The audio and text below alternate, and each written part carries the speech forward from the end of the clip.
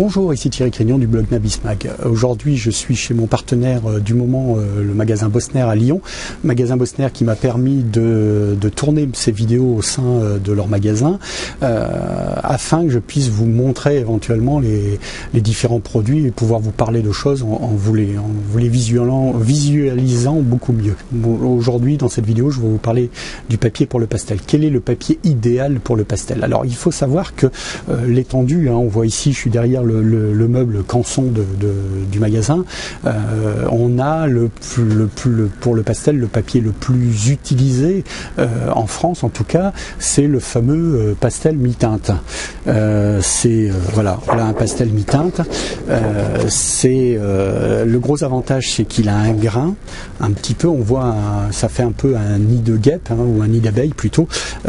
Ça vous permet d'avoir une meilleure accroche, parce que qu'est-ce qui fait la différence dans les papiers de pastel, c'est l'accroche que vous allez avoir, que le pastel va avoir sur le papier.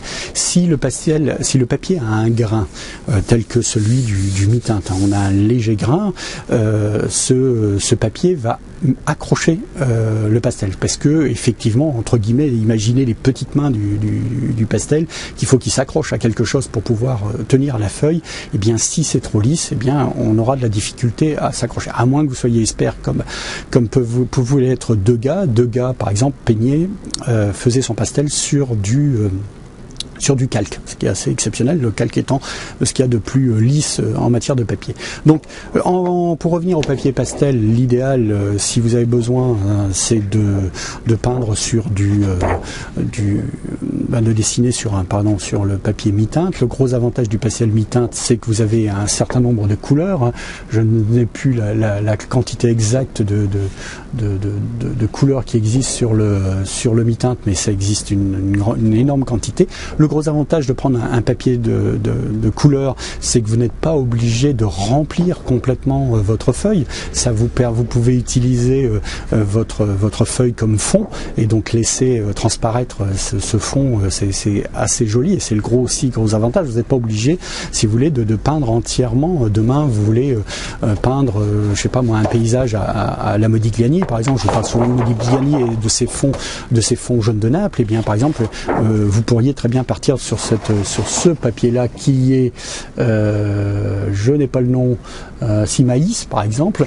Eh bien, vous pourriez très bien partir sur ce type si vous vouliez copier un Modigliani, vous pourriez très bien partir sur ce type de papier et de n'utiliser que de laisser le fond apparent, ce qui vous évite d'en mettre partout, et ça vous donne des effets extrêmement jolis.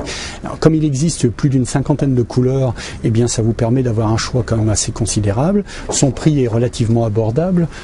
Ici, le mi-teinte, je n'ai pas le prix, et puis après tout, si papier mi-teinte, on doit être autour d'€1 si vous voulez la feuille, donc ça reste un prix extrêmement abordable, et c'est le papier pastel le moins cher en l'occurrence. Vous avez d'autres papiers qui sont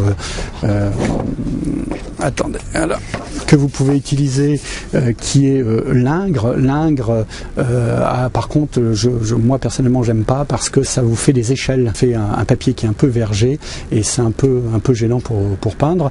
Autrement, il existe des papiers vraiment spécifiques au pastel. Alors je suis peut-être pas dans le... Voilà.